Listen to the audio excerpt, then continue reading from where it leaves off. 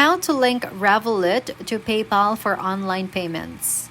Welcome, and this step-by-step guide will show you how to link your Revolut account to PayPal so you can easily use it for online payments.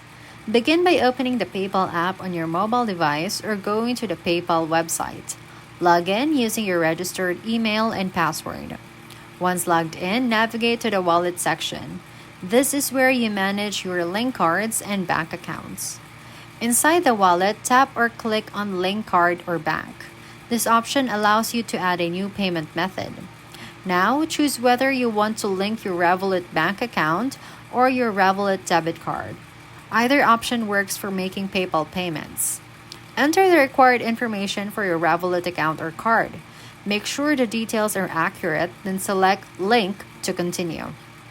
PayPal may ask for verification. This could be a small charge with a code or a confirmation step.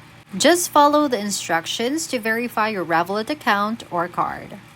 Congratulations! Your Revolut account is now linked to PayPal.